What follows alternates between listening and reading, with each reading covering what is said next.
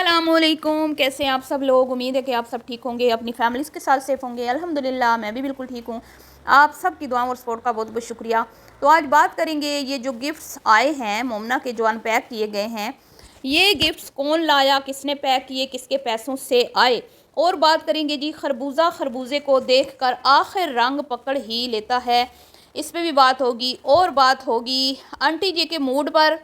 और उसके बाद मरियम का शॉपर की तरह लटका हुआ चेहरा, नदीदी नज़रें और जेलसी और मतलब के हाल बुरा था, इस पर भी बात होगी।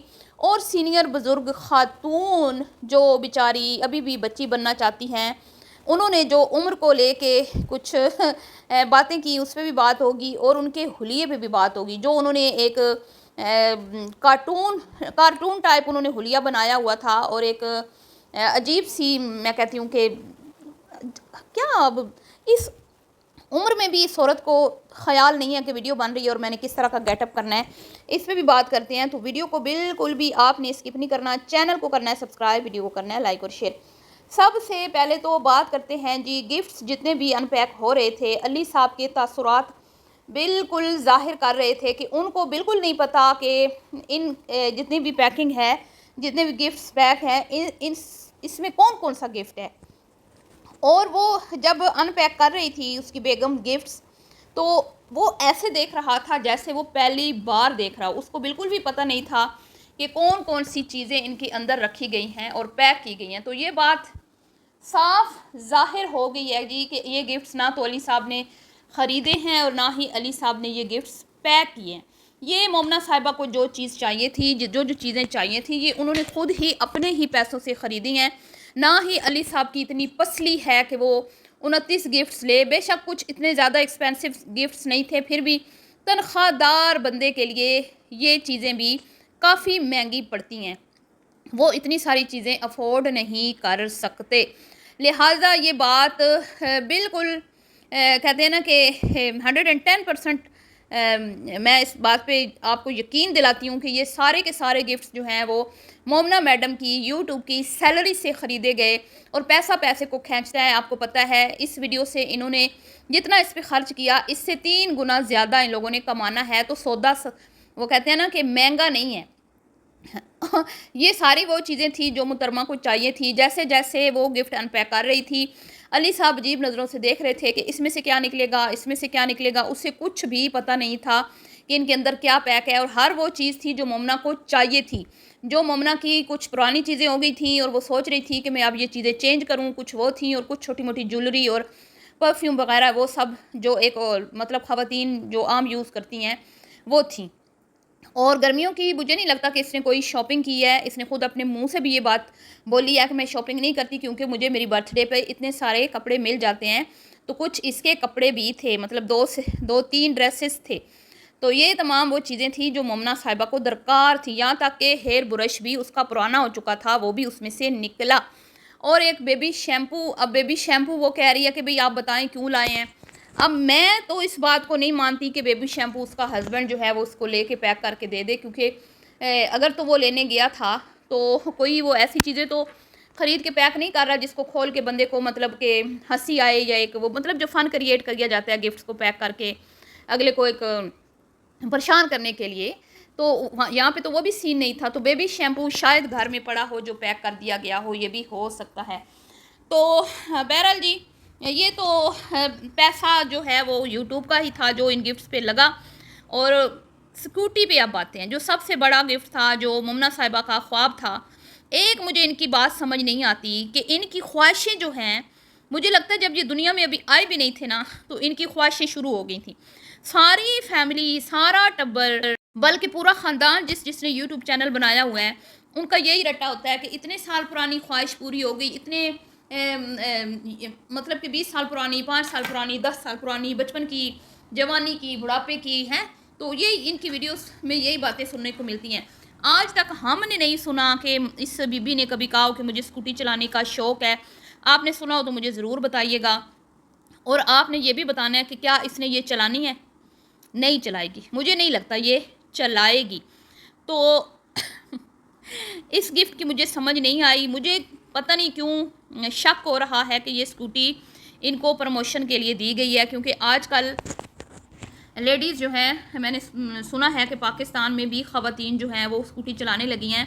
अब वियतनाम, इंडोनेशिया, थाईलैंड, यहाँ पे तो मतलब हर लड़की के पास, हर औरत के पास अपनी स्कूटी होती है, ठीक है। तो यहाँ पे यही चलता है, गाड़ियाँ बहुत कम होती हैं, घर के हर फर्द के पास तकरीबन अपनी बाइक होती है, और इसी तरह की यहाँ पे लेडीज़ हों या जेंट्स हों, इसी तरह की ही बाइक्स चलाते हैं। और ज़्यादातर मतलब कि चाहे कोई बुज़ुर्ग भी है, उसका भी अपना एक इस तरह का एक स्कूटी होती है, स्कूटी टाइप बाइक होता है। लेकिन ये हैवी बाइक होते हैं, ये कोई हल्की फुल्की यहाँ पे तो बाइक्स नहीं यूज़ होते, अच्छे खासे वजनी, यानी होंडा के और इस तरह के, यामा के ज़्यादा, होंडा नहीं सॉरी यामा, तो मेरे बच्चों के पास भी यामा के हैं। तो ये अब ये ट्रेंड पाकिस्तान में भी आ चुका है, ख़वातीन जो हैं वो स्कूटीज़ चलाने लगी हैं, छोटे बड़े शहरों में ये चीज़ें देखने को मिल रही हैं। तो अब ये कंपनीज़ वाले जो हैं एडवर्टाइजमेंट करवा रहे हैं कई लोगों से।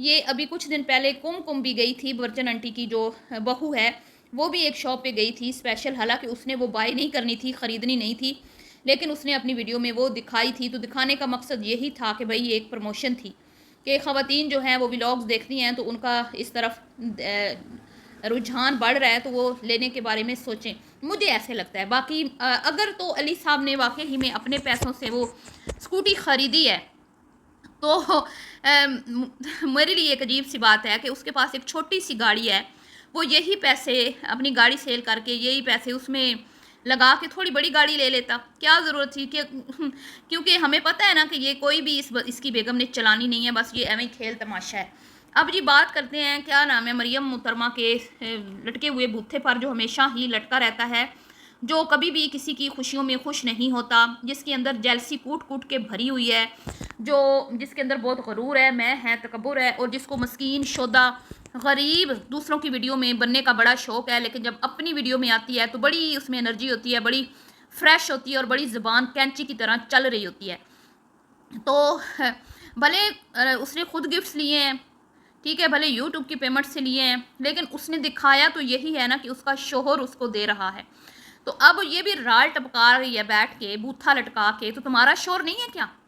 तुम भी तो एक अदद शोहर की बीवी हो ना, तो तुम क्यों अपना घर छोड़ के आई बीबी? अगर तुम अपनी भाभी को नहीं देख पा रही खुश, कि वो इतनी खुश हो रही है कि उसके हस्बैंड ने उसको गिफ्ट दिए, और वीडियो के दरमियान में तुम उठ के चली गई, तुम इतनी हास्यद औरत हो, इतनी जलन वाली औरत हो, ये वीडियो कंप्लीट भी नहीं हुई कि तुम उठ के चली गई। और मैं कहती हूँ कि जो किया ना मोमना ने, बिल्कुल ठीक किया, उसने बहुत इग्नोर किया मरियम को, क्योंकि मरियम की हरकतें ही ऐसी हैं।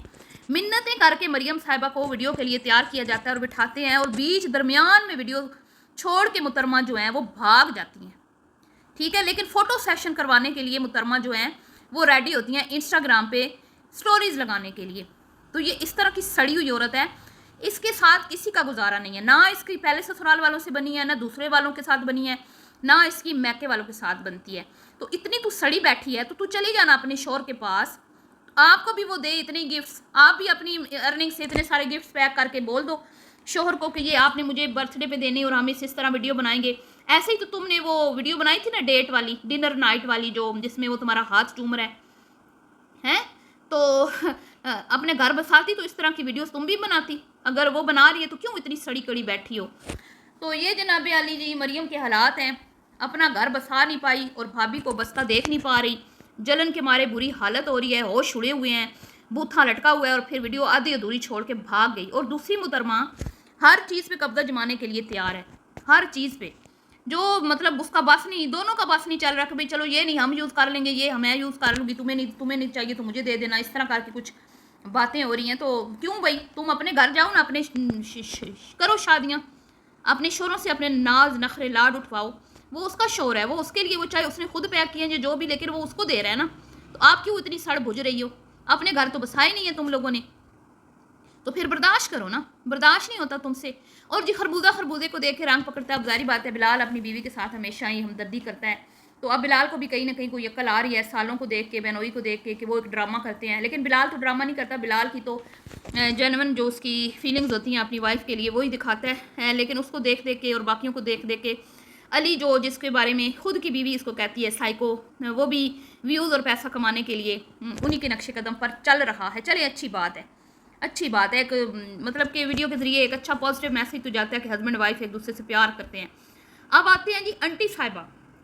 अब आप ये देखें, जब खाना खाने कहीं जाना हो ना, या जिस वीडियो में खाने की कोई आइटम हो जहाँ पे आंटी जी को होटल में लेके जाना हो, घूमने फिरने जाना हो, या घर में कोई पिज़्ज़ा बर्गर पार्टी हो, तो आंटी जी की बातें खिली हुई होती हैं और दांत लगे हुए होते हैं। लेकिन यहाँ पे सड़ी हुई शक्ल आंटी जी लेके बैठी हैं, क्योंकि उनको पता है कि आज सिर्फ गिफ्ट अनपैक होने, आज कोई हमें इन दोनों ने चीज़ अच्छी खिलानी नहीं है बाहर से मंगवा के। तो इसलिए आंटी जी भी बिल्कुल जैसे वो कहते हैं ना, गाड़ी का पेट्रोल ख़त्म हो जाए तो गाड़ी बेकार हो जाती है, आंटी भी ऐसे ही बेकार सी बन के बैठी हुई है, ना कोई एक्सप्रेशन, ना कोई बात, ना कोई है। मस्से मस्से एक दो बार बीच में बोली हैं बड़ी कोशिशों के बाद। तो ये तो है इस लालची टब्बर का हाल, शर्म तो आती ही नहीं है इन लोगों को। भाई बहू अगर गिफ्ट अनपैक कर रही है तो तुम थोड़े से खुश हो जाओ, थोड़ा सा तुम एनर्जी दिखाओ, थोड़ा सा उसकी वीडियो में कुछ चार चांद लगाओ।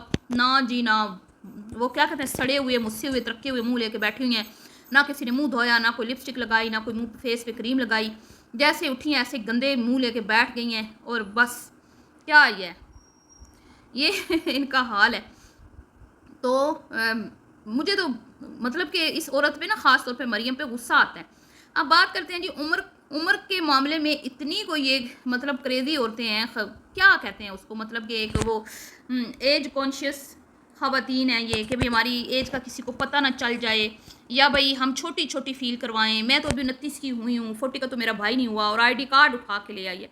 तो बीबी आजकल आईडी कार्ड्स पे कहाँ से वो ओरिजिनल जो है वो आपकी, मतलब ओरिजिनल कह रही हूँ, आपकी असल जो एज होती है वो लिखी होती है। कईयों की एज बड़ी लिखी होती है, कईयों की छोटी भी लिखी होती है। तो ये जो होता है ना कार्ड, ये कोई इसमें वो नहीं होता कि भाई ये पक्की एक गारंटी है कि इस पर जो लिखी हुई है वही आपकी एज है। लेकिन मैं तो नहीं कहती कि ये बड़ी है, लोग कहते हैं कि ये अपनी एज कम बताती है। तो दूसरी मुहतरमा जो है वो भी राग अलापने लगी कि हाय मुझे लोग बूढ़ा बूढ़ा कहते हैं। तो बीबी तुम तो बूढ़ी हो, तुम तो बड़ी हो, तो इसमें क्या हर्ज है। हर उम्र की अपनी खूबसूरती होती है, अपना हुस्न होता है, तो एक्सेप्ट कर लेना चाहिए इंसान को। चलिए जी, मिलती हूँ नेक्स्ट वीडियो में, दुआ में याद रखिएगा। अल्लाह हाफिज़।